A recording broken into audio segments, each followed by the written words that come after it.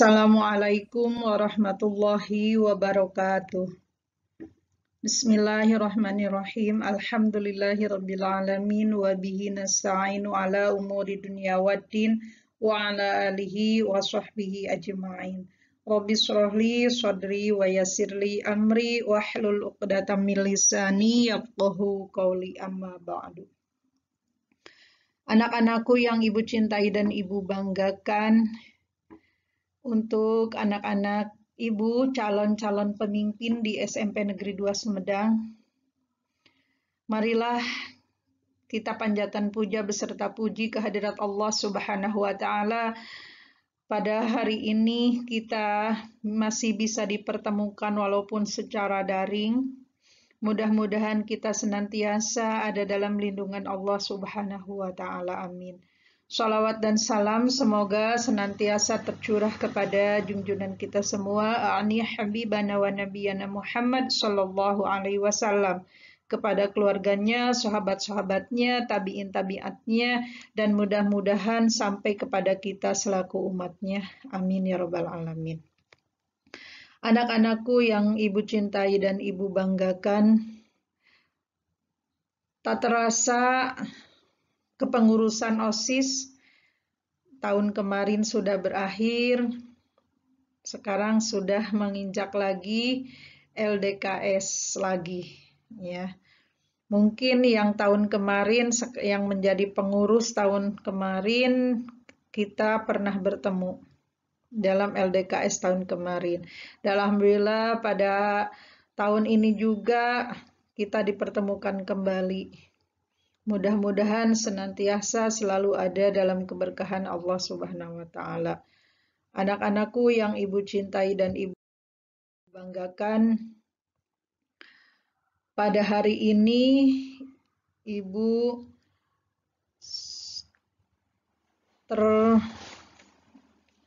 terbagi tugas, yaitu sebagai pemberi materi tentang kerohanian dan pendidikan karakter. Anak-anakku yang Ibu cintai dan Ibu banggakan, ya, sebelumnya mudah-mudahan yang hadir pada hari ini kedepannya menjadi anak-anak yang soleh dan solehah. Amin ya rabbal alamin. Anak-anakku yang Ibu cintai dan Ibu banggakan, pengertian pendidikan karakter menurut salah satu ilmuwan, yaitu Kertajaya, yang dinamakan pendidikan karakter adalah ciri khas yang dimiliki oleh suatu benda atau seorang individu. Ciri khas tersebut adalah asli dan mengakar pada kepribadian benda atau individu tersebut, serta merupakan mesin yang mendorong bagaimana seorang bertindak, bersikap, berucap, dan merespon sesuatu. Nah, itu karakter. Jadi ciri khas seseorang, ya, sehingga dalam bertindak, bersikap, berucapnya mempunyai ciri khas tertentu, ya. Itu menurut Kertajaya. Adapun menurut Kamus Psikologi, karakter adalah kepribadian ditinjau dari titik tolak etis atau moral. Misalnya, kejujuran seseorang, dan biasanya berkaitan dengan sifat-sifat yang relatif tetap. Jadi tidak berubah, itu karakter, ya. Menurut Kamus Psikologi, jadi kepribadian yang tetap. Kemudian, jadi karakter secara umum adalah suatu ilmu pengetahuan yang berfungsi, ya. Jadi pendidikan karakter adalah suatu ilmu pengetahuan yang berfungsi memperbaiki karakter manusia yang perlu ditanamkan sejak dini, guna mencetak generasi berakhlak dan bermoral.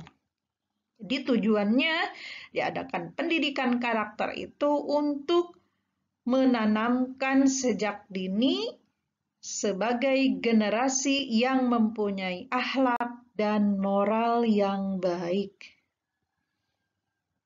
Ya, itu tujuannya mungkin. Anak-anakku yang Ibu cintai dan Ibu banggakan, dari pengertian tersebut, pendidikan karakter sangat penting diberikan sejak dini untuk mengatasi krisis moral, apalagi yang sedang melanda di negara kita pada saat ini. Apa saja yang termasuk krisis moral? Yang pertama, meningkatnya pergaulan bebas. Ibu sering lihat di media, televisi, media sosial, ya, bahwa akhir-akhir ini apalagi pembelajarannya daring, sehingga anak-anak tidak terkontrol di suatu lembaga sekolah, lembaga pendidikan. Mereka diam di rumah, mungkin orang tuanya yang bekerja di luar rumah, jadi sehingga anak-anaknya tidak terkontrol, sehingga anak-anak bebas untuk pergi kemana saja. Sehingga terjadilah pergaulan bebas. Bahkan sering dilihat anak remaja, anak SMP, juga anak di bawah SMP juga, ya, bahkan kalau yang anak SMA itu sudah marak sekali. Yang di bawah SMP, yang di bawah SMA pun sekarang anak usia SMP itu banyak yang melaksanakan pergaulan bebas.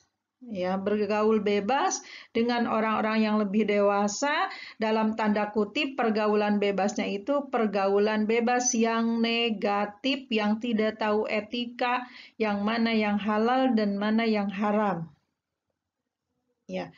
Kemudian yang kedua, krisis moral juga seperti maraknya angka kekerasan anak-anak dan remaja. Ya, karena tidak terikat oleh lembaga, anak-anak di mana saja berkeliaran, berkeluyuran, sehingga terjadilah kekerasan antara anak-anak dengan anak-anak, ya, dan juga di kalangan remaja. Itu. Kemudian yang ketiganya, kebiasaan menyontek. Itu juga termasuk krisis moral. Ya, ayo, siapa di sini yang calon-calon pemimpin? Jangan ada yang suka menyontek.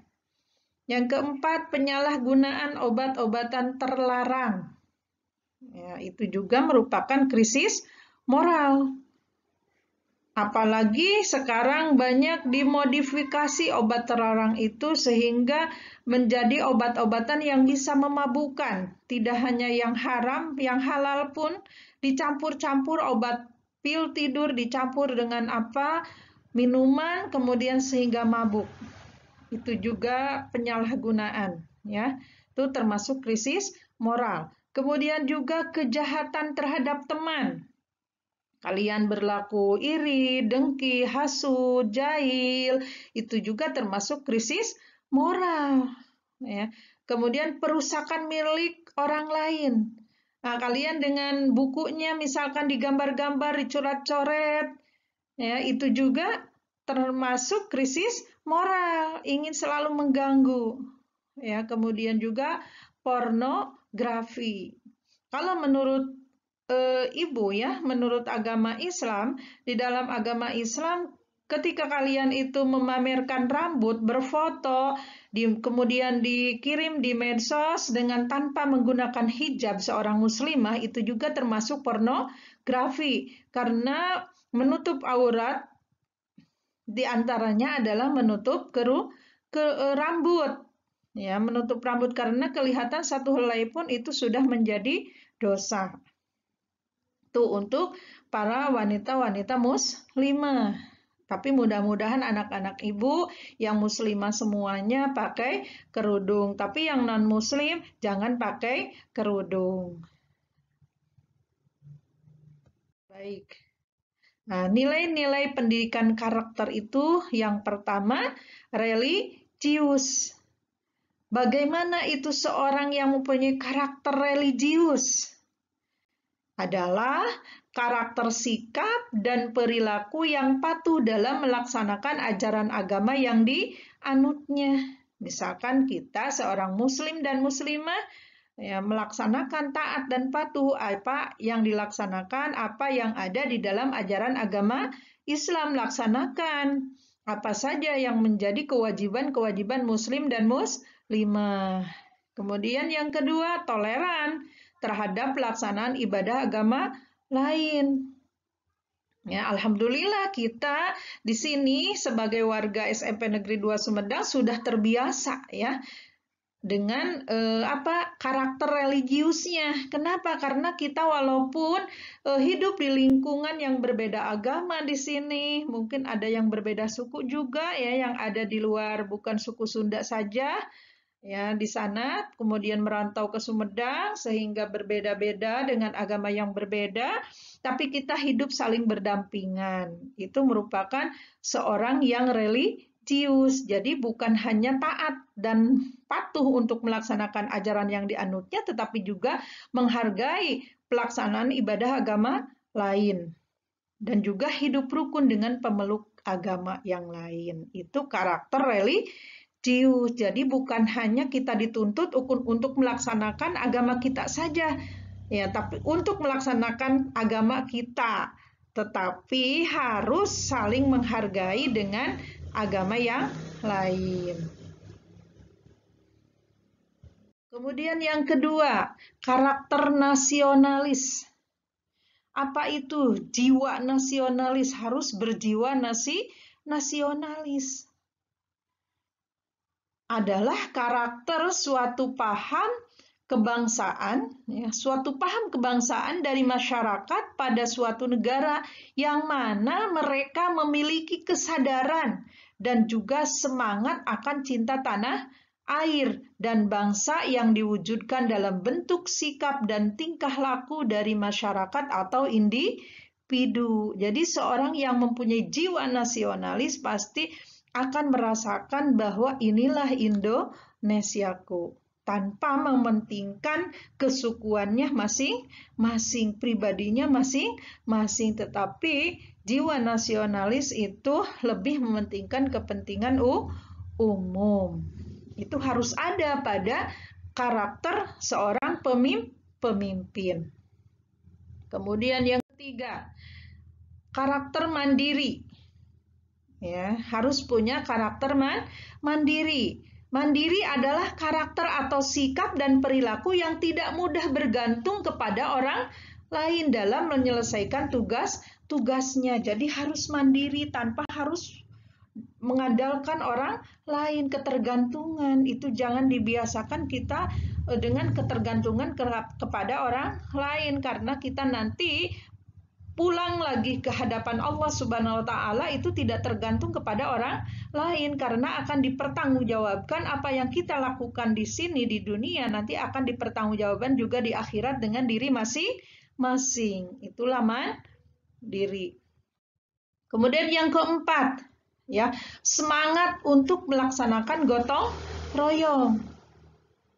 Apa itu jiwa gotong royong? Adalah karakter bekerja bersama-sama, tolong-menolong, bantu-membantu untuk mencapai hasil yang diharapkan. Jadi tidak gontok-gontokan, tidak kep-kepan, tidak geng-gengan, ya.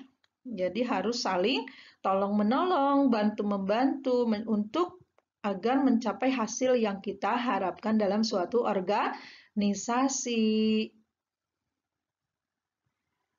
Kemudian yang kelima adalah karakter integritas, ya, hidupnya.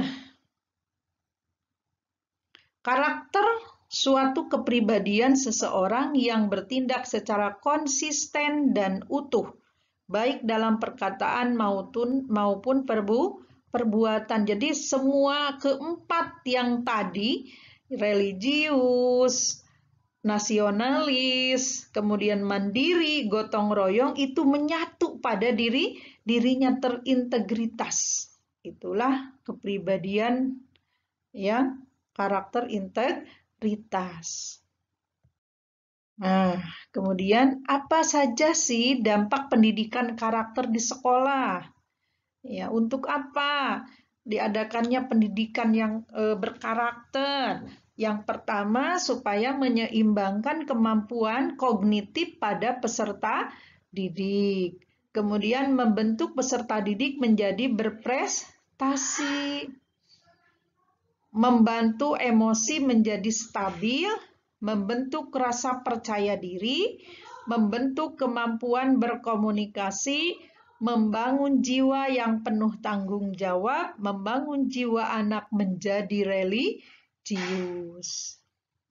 Ya, mudah-mudahan nanti kalian setelah memahami yang karakter tadi, kita menjadi orang-orang yang menjadi jiwa yang penuh dengan tanggung jawab. Nah, kemudian ini ada 5 sifat kepemimpinan. Nah, ini maaf ya, Ibu salah menulis kepemimpinan. Salah P-nya, mohon dimaafkan.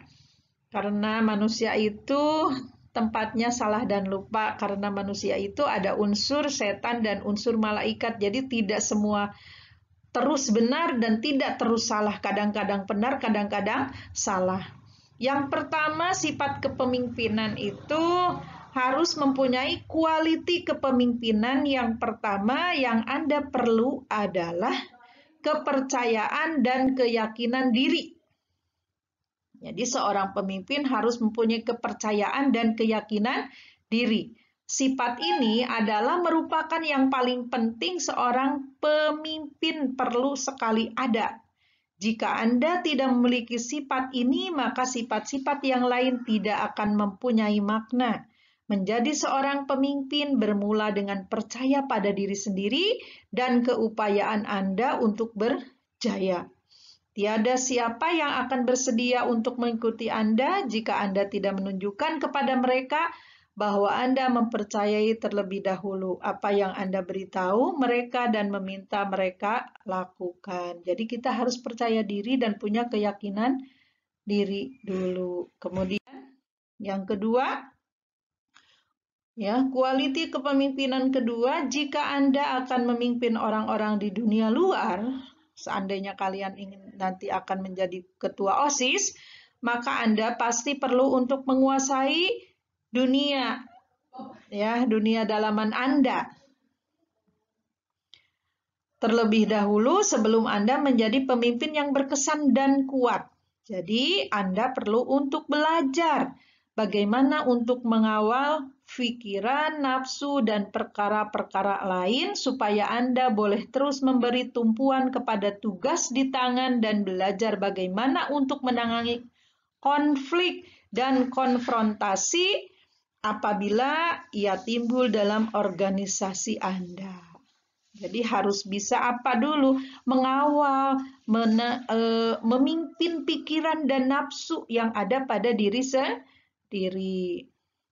Bisa menguasai pikiran kita, nafsu kita, sehingga nanti kita bisa menyelesaikan konflik atau permasalahan yang ada pada organisasi. Ya. Kemudian yang ketiga ialah kesabaran.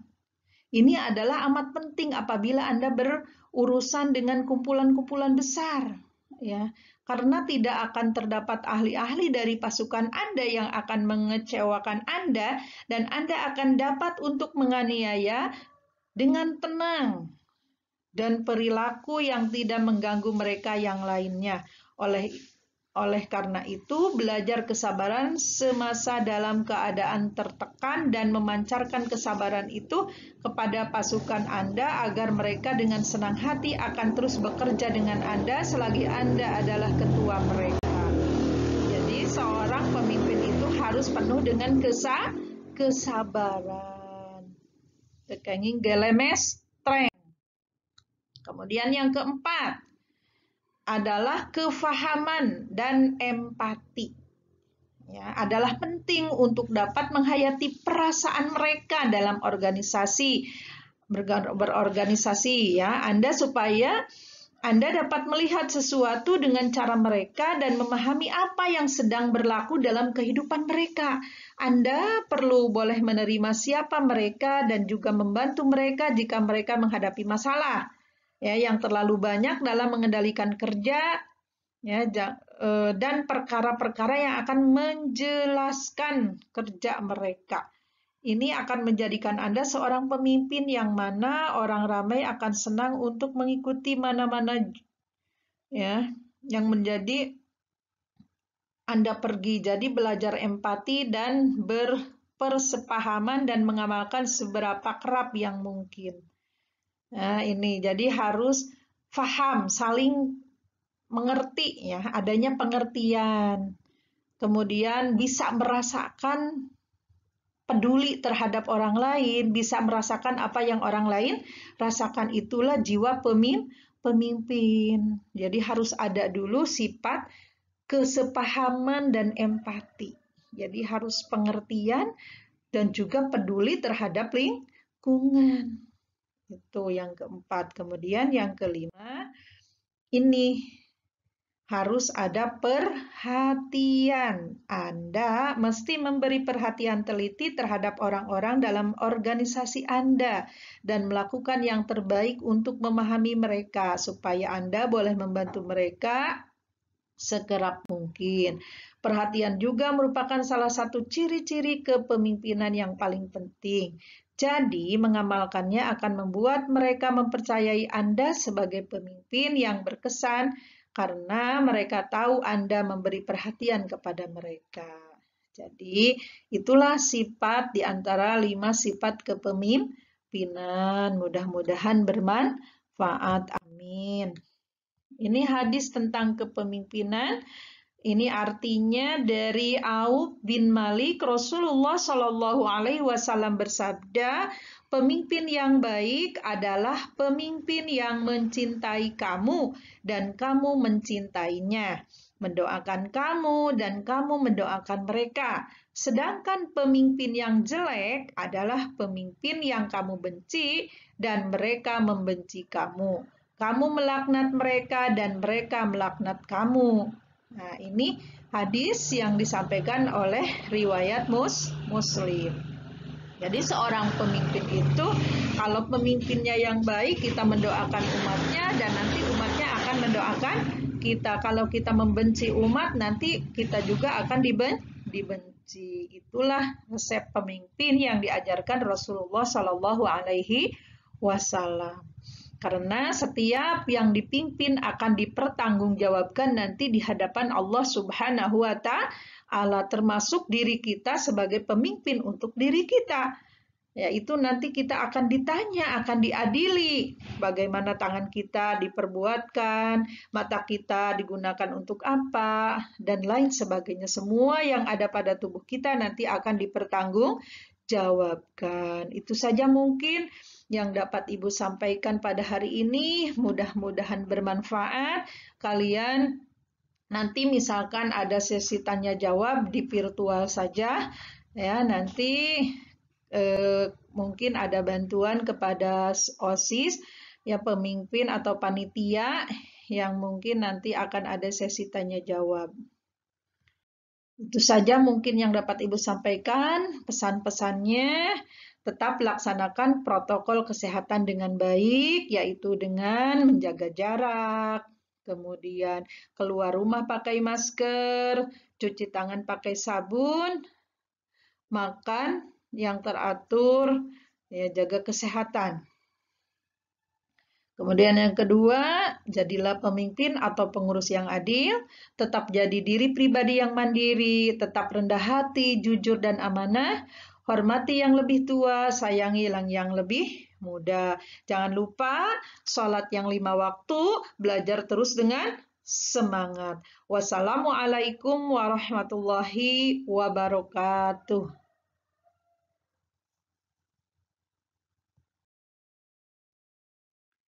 Selamat mengemban tugas, semoga amanah. Amin. Amin ya robbal alamin.